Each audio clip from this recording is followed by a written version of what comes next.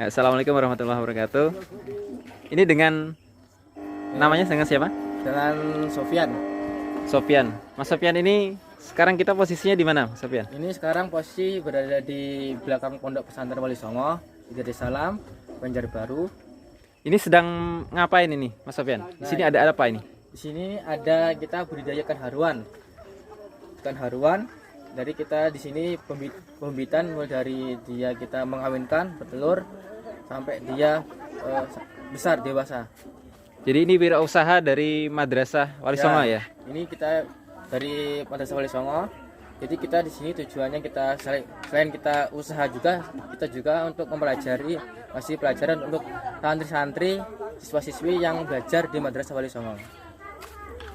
Sudah berapa lama ini berjalan ini, Sofian? Ini baru 2,5 bulan. 2 bulan setengah. Ya.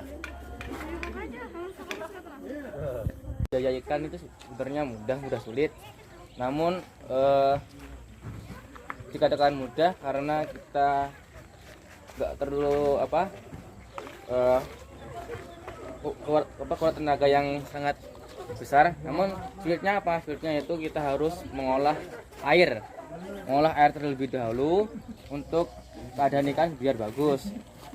Nggak bisa, jadi nggak semua air bisa untuk ikan karena harus diolah dulu. Airnya, ukuran pH-nya, terus nanti diolah untuk sumber makanannya.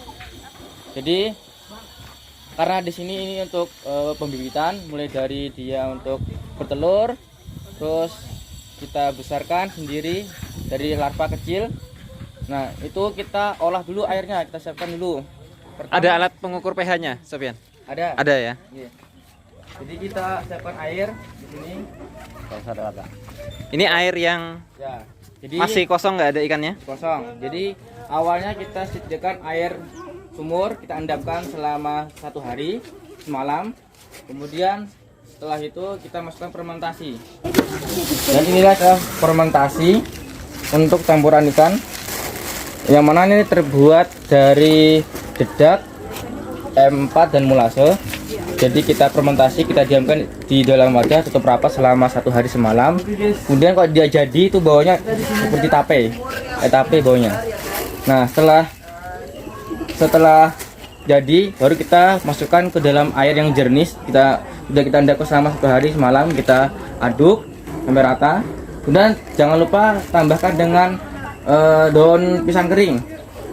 Itu tujuannya untuk memupuk kolam ini.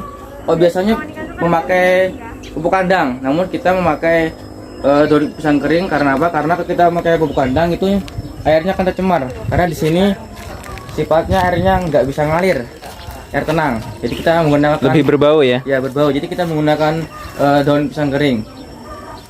Dan setelah diteliti lebih baik, lebih efisien menggunakan daun pisang kering karena banyak kandungan yang ada di dalamnya itu. Jadi setelah kita campur dan kasih daun pisang kering, kita tunggu selama 3 hari. Namun itu tergantung cuaca. Kalau cuacanya sering panas, itu cepat jadinya kolam. Yang awalnya warna putih jernih, setelah dia dicampur fermentasi, nanti akan hijau ini nantinya. Nah hijau. Tumbuh pakan alami ya? Ya, Jadi tepat hijau gini, baru kita masukkan starter. Kutu air. Ini contohnya.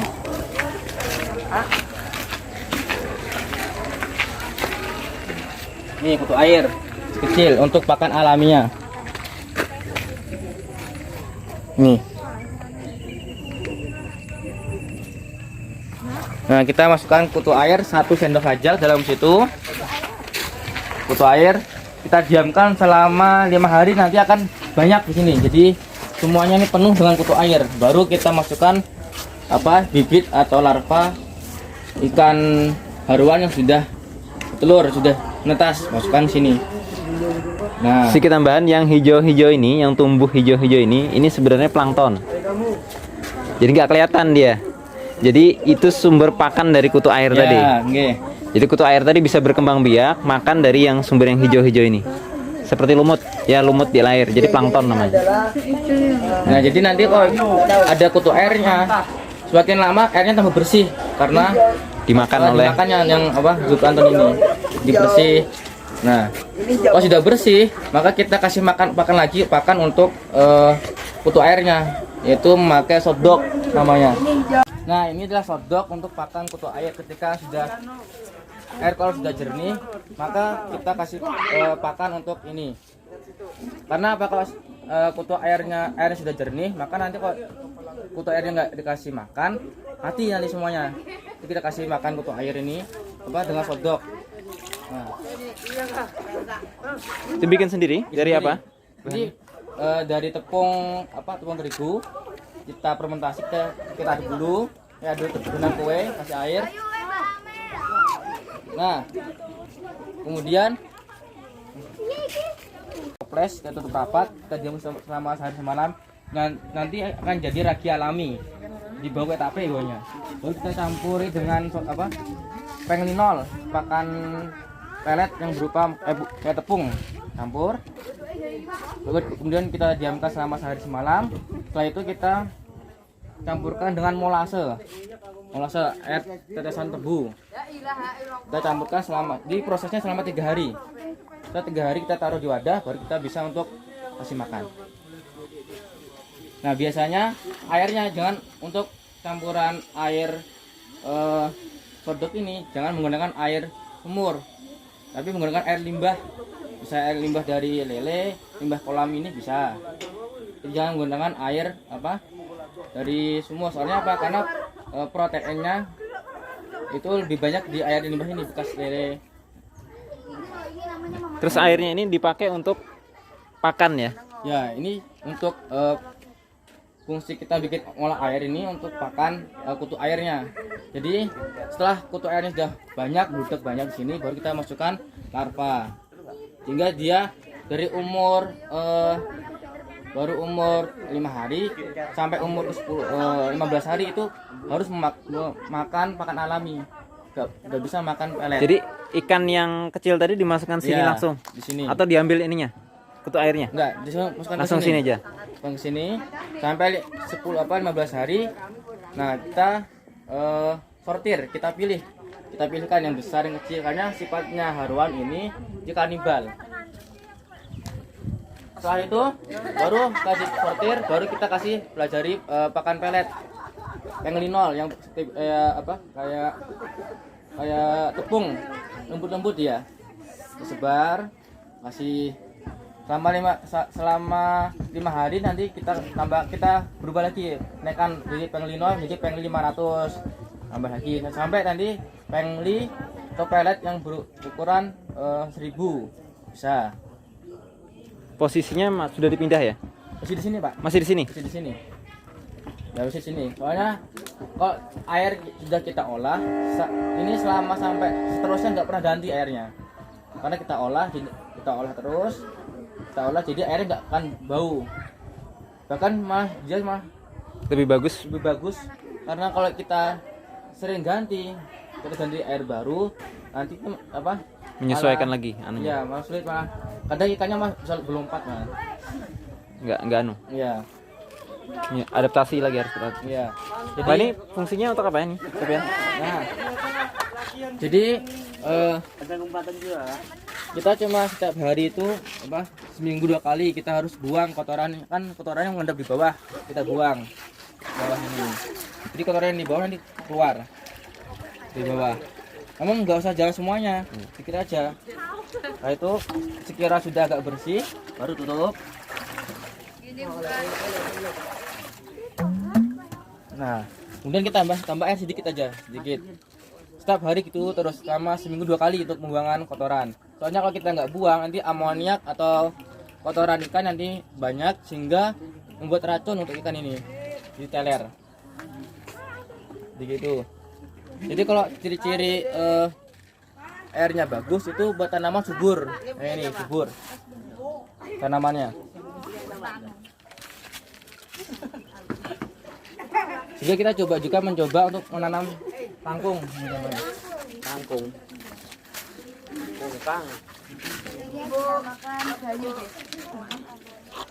Kita juga menanam kangkung. Nah, jadi selain kita menghasilkan dari ikan ini, kita juga bisa menghasilkan tanaman untuk makan sehari-hari. Total ikan jumlah di sini berapa kira-kira diperkirakan, Sofian? Kira-kira ada 4.000 ada. Haruan semua ya? Ya, haruan semua. Dan setiap kolam ini beda-beda sudah umurnya, Ukurannya, paling besar ukurannya. Ini sekitar ukuran kita sampai 12 cm 12 cm. panjangnya.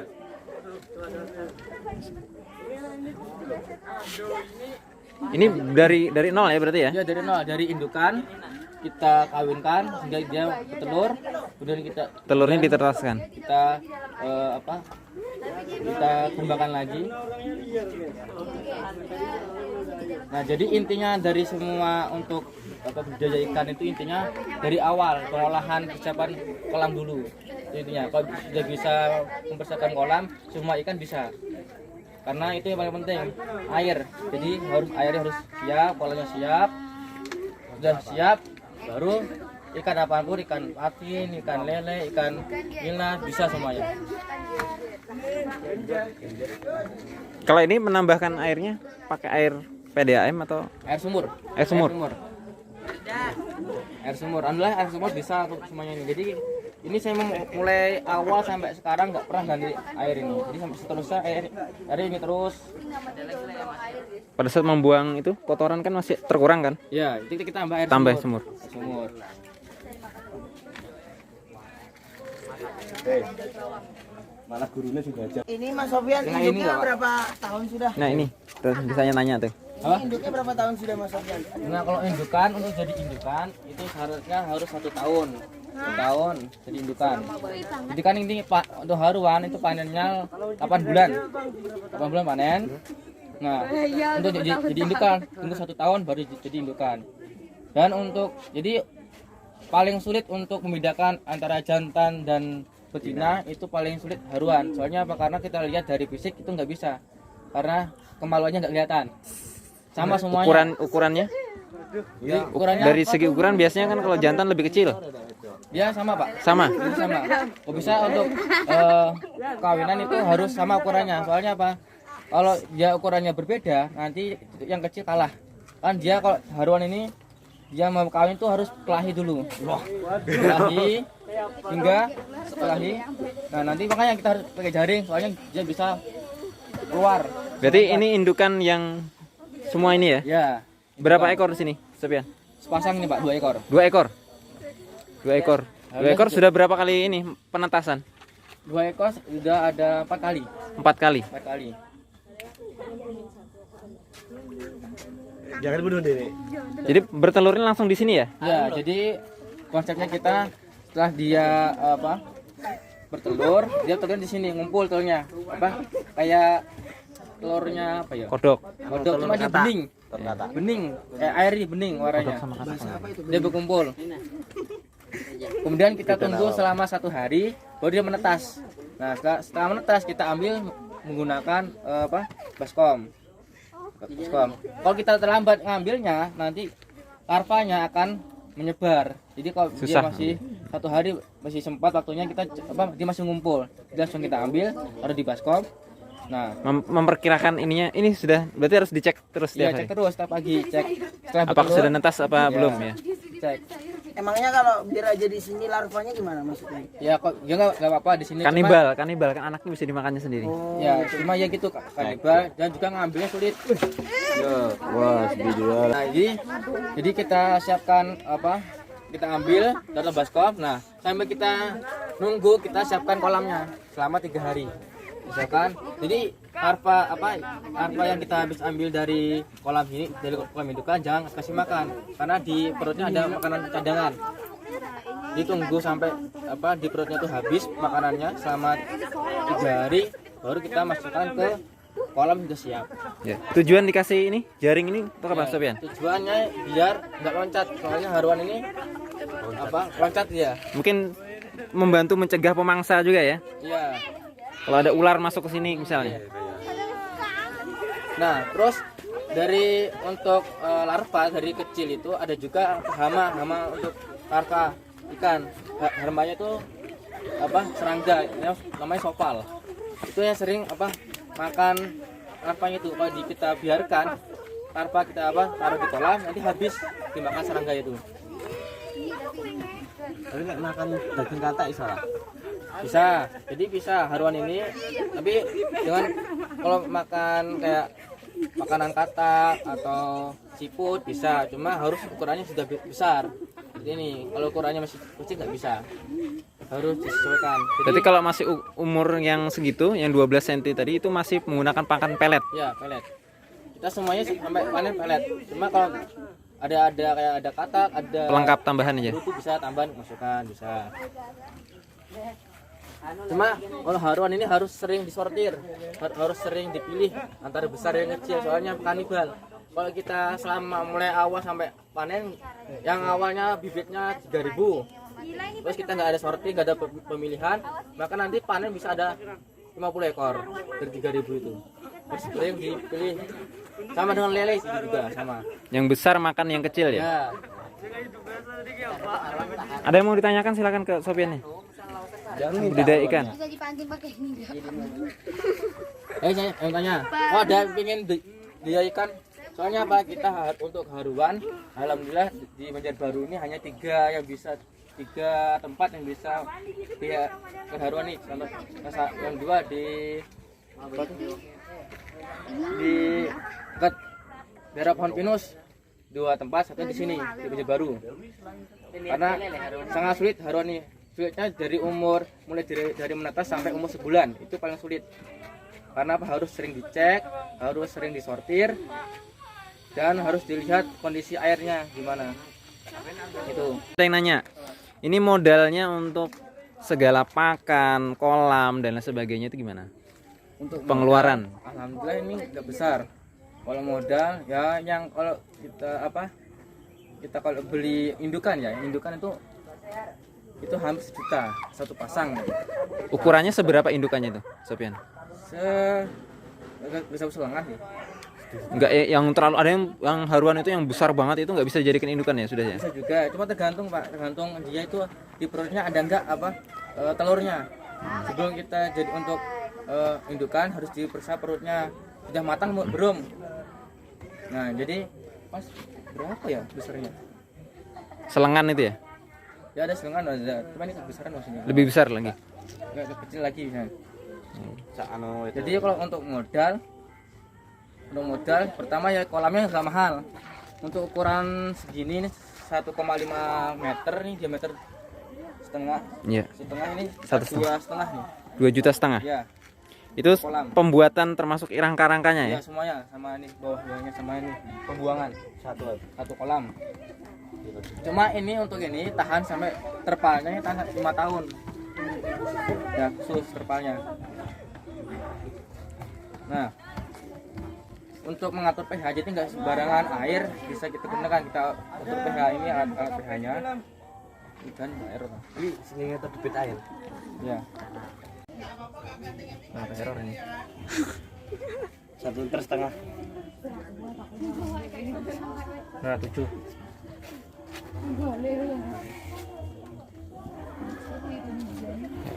Kisaran pH normal ya? Ya normal. Ini normalnya untuk ikan bagusnya dari 6,5 sampai 8. Itu paling bagus. Oh di bawah 6,5 itu apa?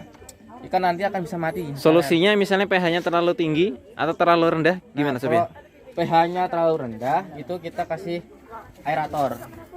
Udara. Aerator, oksigen untuk meninggikan pH. Nah, jadi dan juga pH-nya terlalu tinggi bisa kita kasih apa itu namanya? Mengurangi pH itu dengan tawas bisa Pak. Tawas tapi sebelum dimasukkan air sebelum dimasukkan ikan kita kasih tawas biar pH-nya turun. Jadi untuk kisaran dari daerah Banjarbaru ini pH-nya sekitar untuk air sumur ya, air sumur itu sekitar 5 sampai 6. Jadi Karena cenderung asam ya, Iya. daerah rawa ya, daerah rawa cenderung asam. apalagi daerah gambut itu harus Dinetralkan dulu campur dengan tawas, campur dengan garam, terus dengan kapur Nah, baru kita bisa diolah. Soalnya kalau tingkat asamnya tinggi, nanti untuk ikan itu malah mati dia. Mati. Makanya penting kita harus bisa mengatur airnya. Kalau sudah bisa mengatur air, semua jenis ikan bisa. Itu. Terus untuk pengeluaran pakan per minggu per bulan? Nah, untuk yang saya ini satu hari itu 150 gram. Jadi Seluruhnya? Yang ya, mana? oh seluruhnya semuanya kan ini beda-beda pakannya apa nih? Oh gitu. Beda-beda. Kalau untuk yang paling besar itu 150 gram.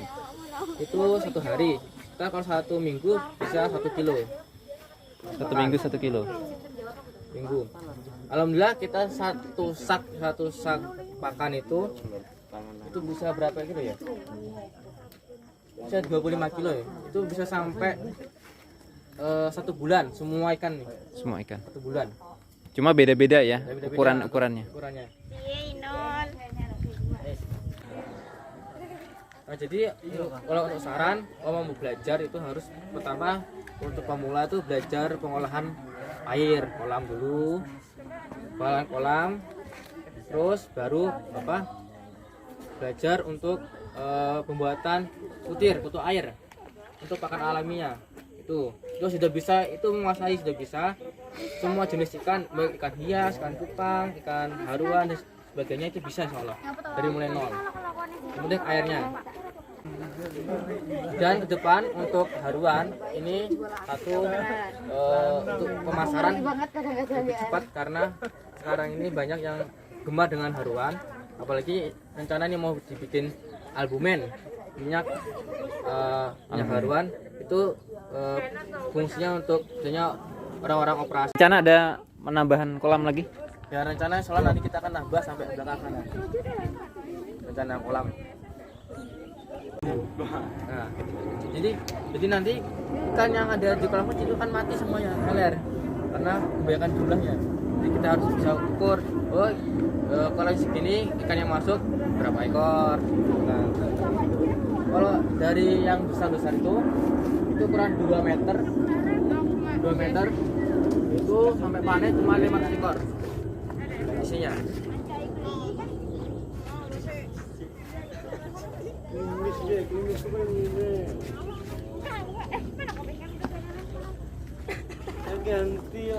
Potensinya untuk haruan tadi, Sofian ya, sangat menjanjikan ya? Dan sangat menjanjikan Pak. Karena apa? Jadi pemasaran cepat karena banyak yang mencari. Yang kedua, untuk kita budidaya itu lebih mudah, nggak perlu dengan kalau haruan nggak perlu dengan aerator, nggak perlu. Ya, percaya airnya tenang, nggak perlu ada oksigen. Jadi dia nggak perlu oksigen yang tinggi Ya. kandung airnya.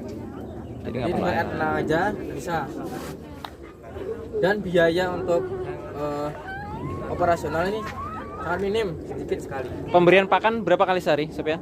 Untuk dari awal untuk dari mulai dari telur sampai umur sebulan itu 1 hari sampai 4 kali. Nah, dari pagi jam 8, terus siang sekitar jam 1, sore jam 5, malam jam 10, jam 11. Cuma pemberiannya nggak boleh terlalu banyak ya? Ya, nanti kalau terlalu banyak maka airnya rusak.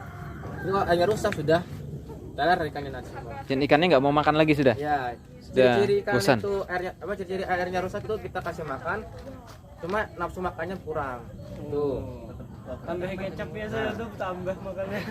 Kalau yang sulitnya kalau sudah ikannya sudah terkena penyakit itu sulit disembuhkan.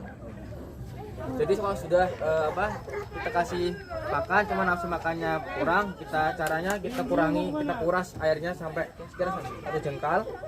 Kemudian kita kasih garam 1 bungkus.